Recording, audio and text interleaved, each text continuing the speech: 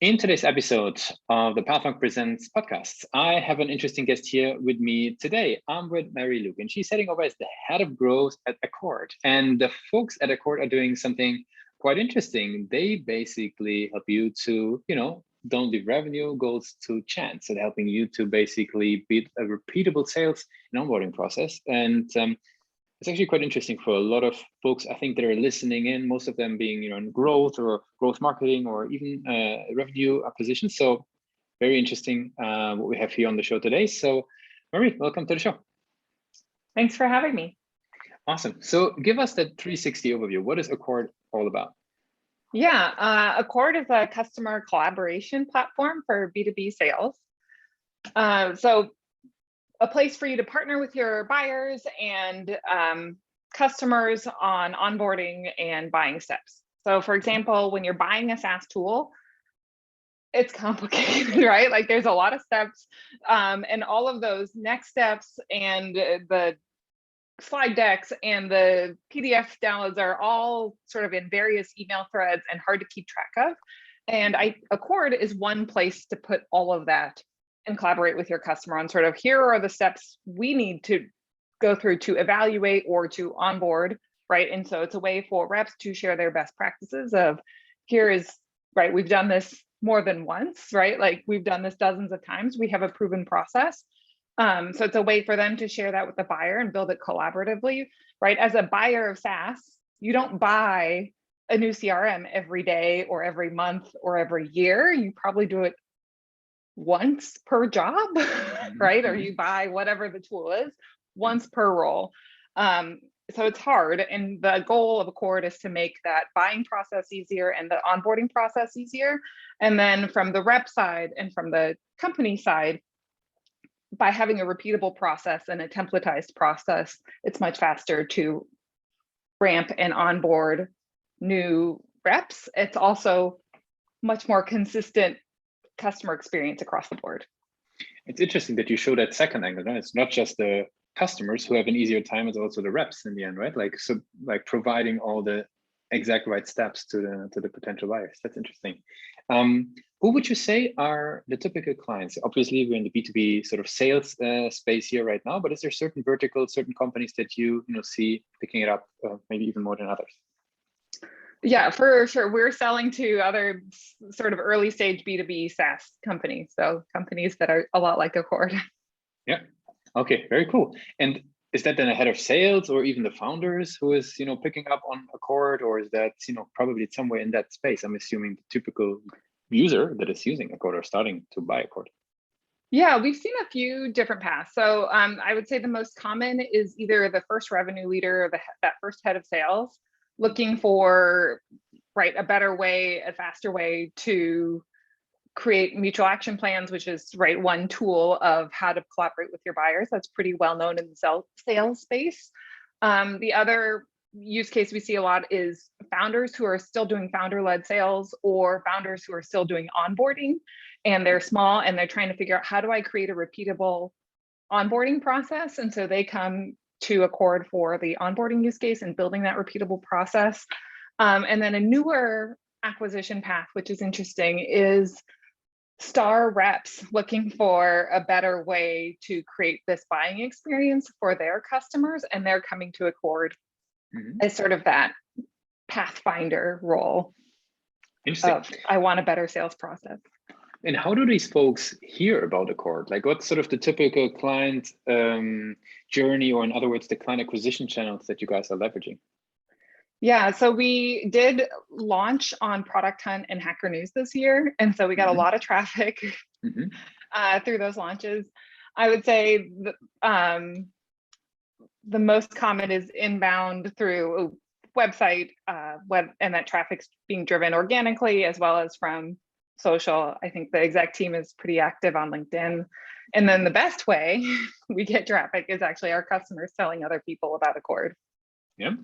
Maybe one small tangent into the Product Hunt launch. I think there might be a lot of marketers being interested about it. Maybe one or two things that you've learned that are actually really important to get a successful launch.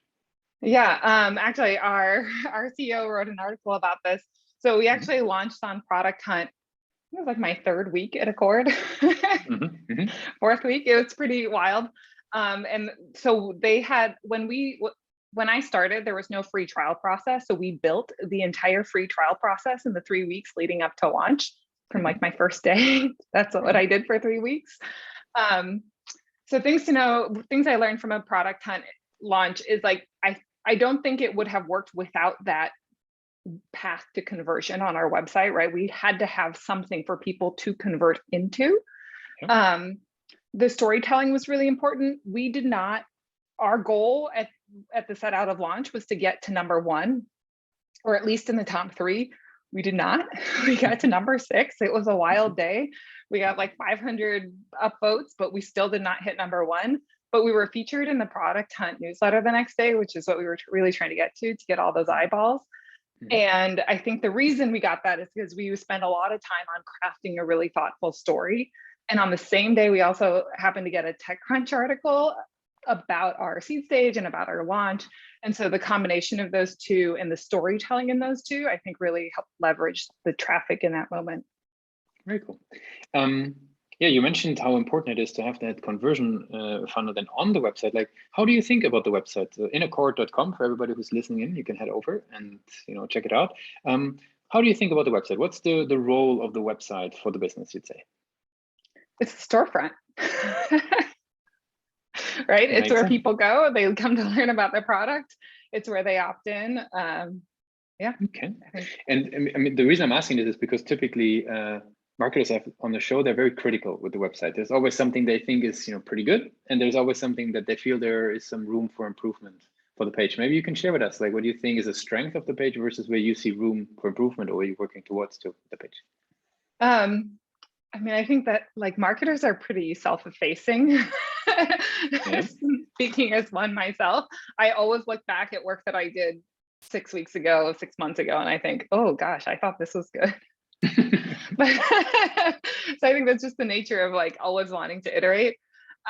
Things that I plan on doing better, let me reframe it. Things I plan on improving and continuing to refining looking into next year for sure is the product messaging and the product positioning. I think we can always continue to refine. One thing I really wish we had that we're working on is a product demo video. I think we get a lot of questions about like, okay, but how does it work? What does it look like? And right now, we have, images, but I think a demo video would really help illustrate that. Makes sense. Very cool. I mean, you've been in marketing, you got some, experience into figuring out why people do or do not convert on a page. Maybe share with us, like, is there certain approaches, certain tools, methodologies that you've picked up along the way on how to figure out why people do or do not convert from the website? I mean, the best way is to just ask people. I think a lot of times, and I've fallen into this trap too, of like trying to read the tea leaves in the data, and the data generally will confirm your hunch. But if you don't really know, the data is not where you start, right? I would suggest, and the thing that I think I always come back to is whenever I'm feeling unmoored in my messaging, in my, what am I doing? What is my strategy? The answer is always go and talk to your customers or your prospects. And I would just straight up ask them. I think the data can support that, right? Of like, oh, people are saying they can't figure out this, right? Like this page is confusing, and you can confirm that with data, right? Of like, oh, the bounce rate's really high, or the exit rate is really high, or right, I don't get this message. Yeah, that makes sense. The conversion rate on this page is pretty low, right? Or this page really works for me, right? Yeah, that makes sense. Like this is the highest converting page on our website, but I would always start with the simplest answer, which is just go ask people. I think that's is a good reminder for many people listening out there. And many people probably get away a little bit from the chart sometimes and just speak to people. I think that can help quite a bit. Very cool. One question, it came up on the show recently more often. I'm bringing it up. You can tell me if it's not of topic yet with your team. How do you guys think about the cookieless future? Next year, third-party cookies are going to be gone. Is it something you're already discussing? Is it something that's maybe put off the table till next year? Maybe share if there's anything that you guys are discussing there. It's funny, like I came in as the first marketer. So before I started they didn't, I mean, lead source was like manually filled out by the sales team. Yeah. So Yeah. I don't think there's a culture of attribution at Yeah. Accord, right? Mhm. And so it's different than Mhm. in my last role, right? Like I'd been there for some time and I had built this expectation around lead attribution. And I think, yes, the tides are shifting, right? It's on all the podcasts, it's on all the marketing blogs and websites.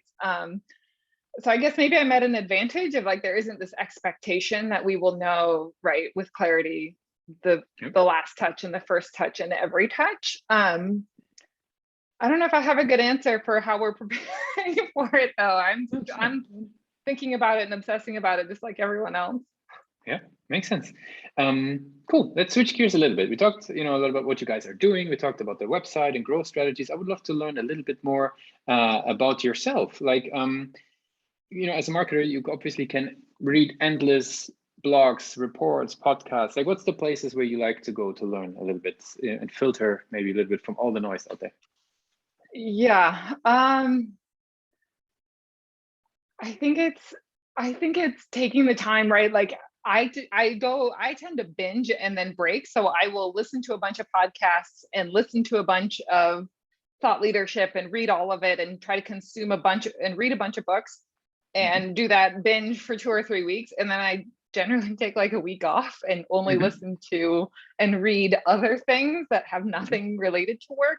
And I think Mm-hmm. that rest period for me is really important as a time to sort of digest Yeah, and yeah. come to my own conclusions. If I sort of get on that hamster wheel of like 6 weeks straight, it's sort of, I get that whiplash that I think so many people do of like, here's the latest thing I heard. And it's like, no, maybe not. Makes sense. Makes sense. Very cool. It's actually, I think it's quite interesting to have this like psychical reading where you have time to actually digest and do something with what you just read, no? That's Yeah, interesting. I've run sprints, right? Just like in dev, you run a sprint, run a Yeah. marketing sprint. Since we're slowly coming to an end of the interview, I would have some rapid fire questions for you to get to know you a little bit better. You ready for those? Do my best. Very cool. What's the last book you read or last podcast you listened to?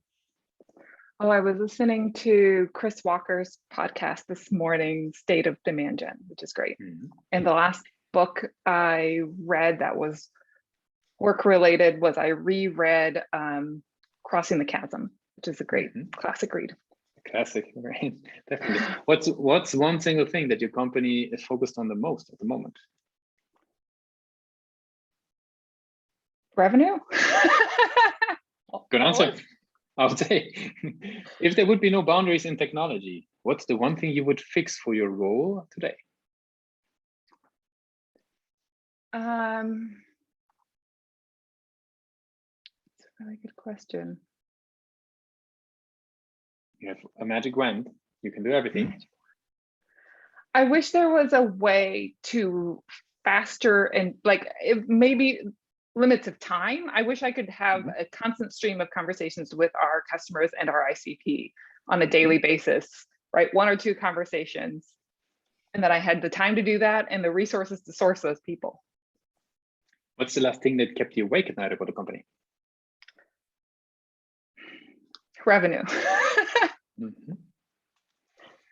And for the very last question, basically, I would love to sort of, if you think back to your first role in marketing, just joining the world of, marketing and growth. So basically, if you could tell me what would be one advice that you would give yourself moving into the world of marketing? Yeah, I fell into marketing. I don't know if a lot of people do it deliberately. I did not. I think I would have told myself to find a mentor earlier in my career. Very cool. I really appreciate you taking the time with us today and share a little bit about Accord, share about how you're thinking about growth and, to the page, the website a bit, and about your journey as a marketer as well. So basically, I want to give you the very last word for the show. So basically, if somebody would be forgetting all that we discussed about Accord today, what's the one thing that they should remember? It's a customer collaboration platform, and buying software is hard. It doesn't have to be. right? Think about your buying experience, right? Most of us as marketers have had to buy software. And wouldn't it be nicer and easier if that process were more transparent and you knew exactly what you were getting into at the beginning? Thanks a lot for being a guest on Pathfunk Presents. Thanks for having me. Take care.